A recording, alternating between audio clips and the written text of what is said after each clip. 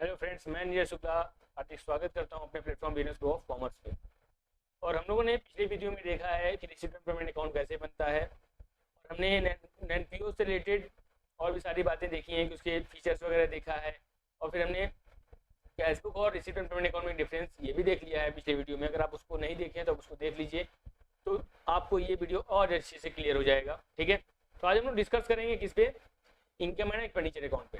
ठीक है, आज का हमारा टॉपिक क्या है, इनकम एंड एक्सपेंडिचर अकाउंट। ठीक, पहली बात, ये कौन सा अकाउंट है, ये नॉमिनल अकाउंट है।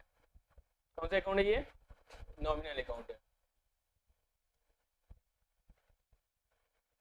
ठीक है, और ये equivalent to profit and loss account है। ये क्या है, ये equivalent to profit and loss account है, जो कि आप नॉर्मल प्रॉफिट सीकिंग कंपनी में आप बना चुके हैं, प्रॉफिट एंड लॉस अकाउंट। ठीक है, ये दो बात अगर आपको मालूम हो गई तो अब हम लोग बहुत अच्छे तरीके से क्लियर हो जाएगा। फिर ये आइए देखते हैं। It is similar to the profit and loss account. ये लिखिए, मैंने जो भी बोला ये यहाँ पे लिखा हुआ है, आपको दिख गया। Of the profit seeking entity, जो प्रॉफिट सीकिंग एंटिटी है ना, जैसे बनाती है प्रॉफिट लॉस अकाउंट, इसी तरह से नॉन प्रॉफिट ऑर्गेनाइजेशन जो है वो आपका क्या बनाता है, इनकम एंड एक्सपेंडिचर अकाउंट बनाता है। ठीक है, entity and is prepare to, अच्छा ये किस लिए प्रिपेयर होता है, prepare to ascertain whether the current income are in excess of current expenditure. मतलब क्या, मतलब क्या, आप लोग याद है प्रॉफिट एंड लॉस अकाउंट में क्या करते थे, credit is more than debit, that is the situation of profit. ठीक है, मगर यहाँ प्रॉफिट नहीं होगा, यहाँ पे क्या होगा, यहाँ पे होगा आपका क्या, सरप्लस। यहाँ पे क्या होगा, सरप्लस होगा। ठीक है, और when debit is more than credit, उस समय क्या होगा, आपका डेफिसिट होगा।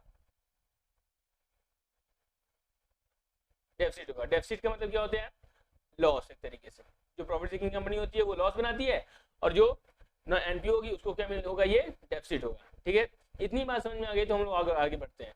इस तरह से ये जो वाइस वर्सा बोला है ना, इसी का मतलब क्या है, ये डेफिसिट की बात किया है। क्लियर है, in other words it reveals the surplus और डेफिसिट अराइजिंग। देखिए अभी हम लोगों ने जो बात किया ये वहां पे देख दी आपको। ठीक है, arising out of the organisation activities during a particular period. ठीक है, एक समय में, एक समय में इन द सेंस कि करंट ईयर में क्या भी चेंजेस हुआ, ये सारी बातें आप लोग को इसमें मिल जाएंगी, इनकम एंड एक्सपेंडिचर अकाउंट में मिल जाएगा। ठीक है, it is prepared in same manner in which a trading and profit and loss account. जैसे trading and profit loss account आप लोग बना देते हैं, उसी तरह से इसको भी आप बनाएंगे। ठीक है, अकाउंट इज प्रिपेयर्ड। ठीक है, in case of trading organisation. ठीक है, hence so all expenses and losses of the revenue nature, क्या क्या क्या, ध्यान दीजिएगा इस चीज को, हम लोगों ने पहले डिस्कस पिछली वीडियो में कर भी लिया है। रेवेन्यू नेचर से रिलेटेड जो भी बातें होंगी वो सब इसमें आएंगी। Recorded on its where, debit side, कहाँ पे, डेबिट साइड में लिखेंगे। वाइल यार incomes and gains of revenue nature on its credit side. तो क्या बोल रहा है ये, देख रहे हैं आप, क्या बोल रहे हैं, जो revenue nature are recorded on the debit side, जो आपको एक्सपेंसेस होंगे वो डेबिट साइड में, और जो इनकम एंड गेन होंगे वो कहाँ आएंगे, आपके क्रेडिट साइड में। ठीक है, किस चीज के, रेवेन्यू नेचर के। क्लियर है, on its credit side. Okay, the end product of this account is surplus और डेफिसिट।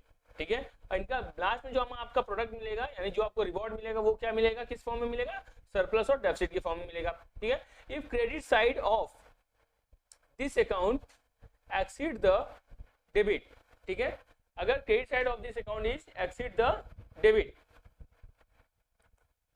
तो उस वक्त क्या होगा, known as excess of income over expenditure. क्या हो जाएगा, excess of over income expenditure हो जाएगा, जिसको कि आप लोग किस नाम से जानेंगे, सरप्लस के नाम से जाएंगे। किसके नाम से जानेंगे आप, सरप्लस के नाम से जानेंगे। ठीक है, and on the country if the debit side exceed the credit, debit side जो है क्रेडिट से अगर एक्सीड हो जाएगा, it is excess of expenditure over income, यानी कि डेफिसिट की बात करेगा। क्लियर है, चलिए इतना अगर आपको समझ में आ गया तो अब हम लोग बात करेंगे फीचर्स की। इसकी बात करेंगे, फीचर्स की बात करेंगे। पहला फीचर्स क्या है, नेचर ऑफ अकाउंट, जो कि हमने पहले ही आपको बता दिया है। क्या है, हमने क्या बता दिया आपको, नेचर ऑफ अकाउंट हमने क्या बताया, नॉमिनल अकाउंट है ये, just like profit and loss account. ठीक है, और आप जानते हैं नॉमिनल अकाउंट का रूल क्या है, नॉमिनल अकाउंट का रूल क्या है, डेबिट ऑल एक्सपेंसेस और losses and credit all income and gains is followed by preparing. जब हम प्रिपेयर करते हैं तो इस चीज को थोड़ा सा हम लोग फॉलो करेंगे।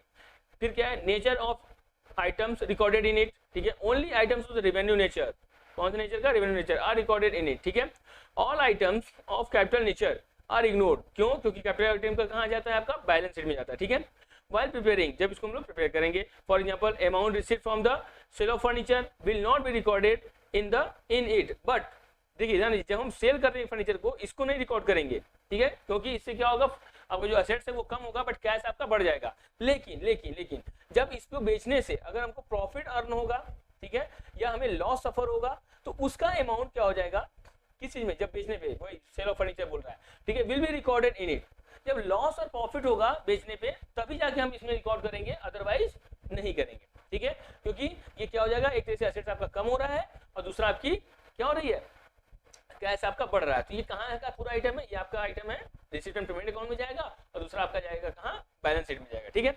मगर इसके प्रॉफिट एंड लॉस अगर हो रहे हैं, जैसे मान लीजिए आपका 10,000 का था, ठीक है, 10K का था और आपने 8K में बेचा है अपना एसेट्स, तो आपका जो ये 2K क्या हुआ है, लॉस हुआ है ना, ये लॉस केवल जाएगा कहाँ पे जाएगा, 2K मतलब हमने 10,000, K का मतलब क्या होता है 1000 की बात किया है, ठीक है, तो 10,000 का है, 8,000 में अगर आपने बेचा है तो 2,00,000 है, ये आपका क्या हो जाएगा लॉस, और ये जाएगा आपका इनकम एंड एक्सपेंडिचर अकाउंट में, और ये जो है दोनों, ये दोनों, ठीक है, तो क्या हो जाएगा, ये कम हो जाएगा। अब ध्यान दीजिएगा, अगर यहाँ पे लॉस हुआ है 100 की बात है, इससे क्या होगा, आपका कैपिटल फंड में जाकर के जो आपका सरप्लस आएगा 2,000 से कम ही आएगा, स्वाभाविक सी बात है, क्लियर है, इसलिए ये दोनों तरफ इफेक्ट हो जाएगा कहाँ पे, आपके बैलेंस शीट में, ठीक है, कहाँ पे इफेक्ट हो जाएगा, बैलेंस शीट में, क्लियर है।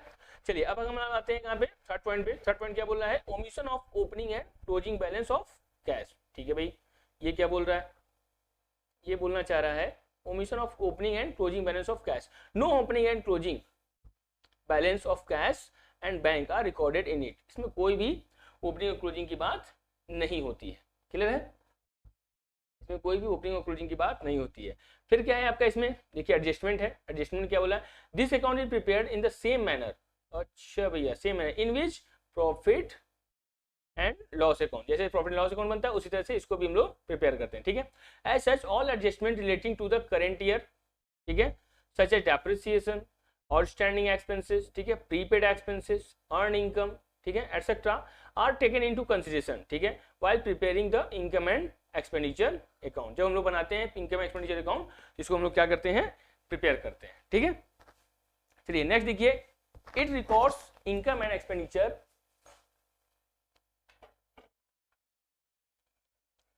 It's records income and expenditure of current period, ठीक है, इट एक्सक्लूड्स ऑल आइटम्स, अच्छा अच्छा अच्छा क्या चीज, it excludes all items of the income and expenditure,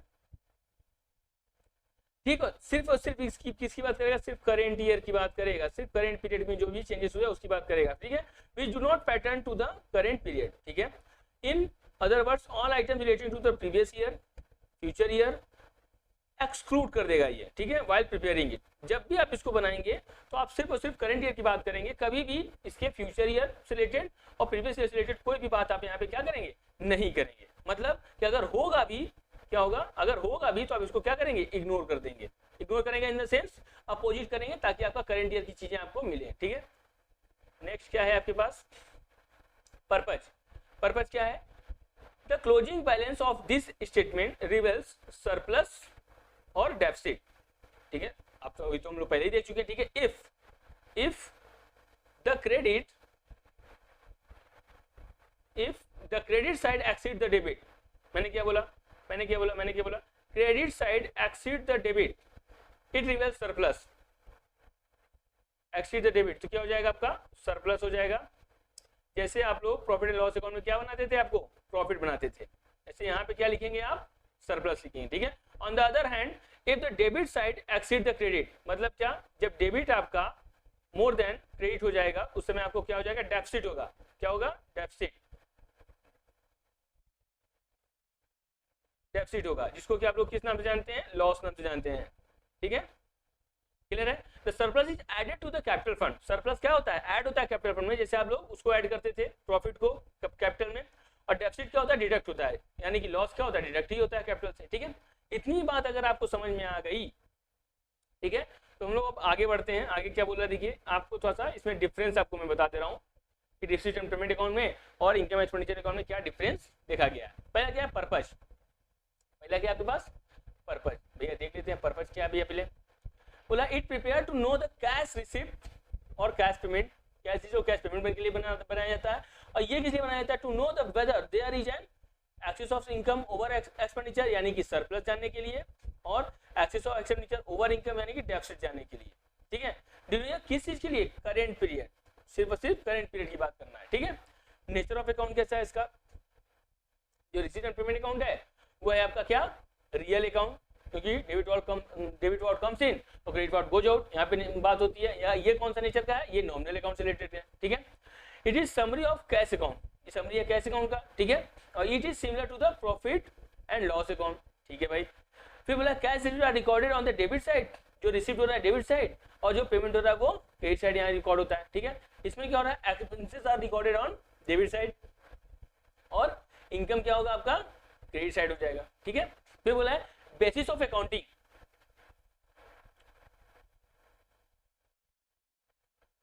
basis of accounting, basis of accounting क्या है भाई?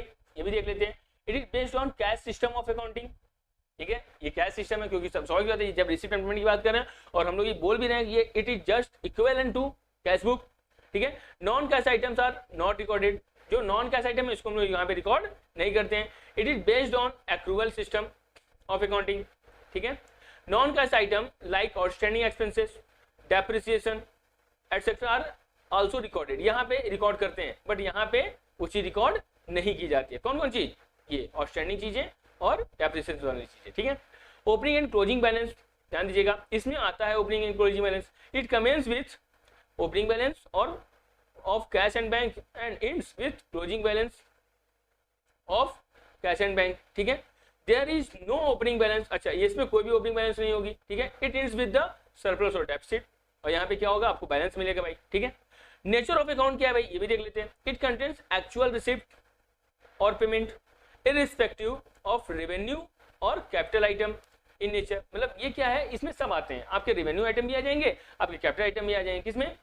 इसमें आएंगे रिसिप्ट एंड पेमेंट अकाउंट में। ठीक है, और it contains only revenue item, ये सिर्फ उसे रेवेन्यू आइटम लेगा, ये कैपिटल से चीजों को नहीं लेता है। कैपिटल की चीजें क्या होती हैं? वो आपकी जाएंगी कहाँ? बैलेंस शीट में। ठीक है, that is only revenue expenses और revenue income are included here.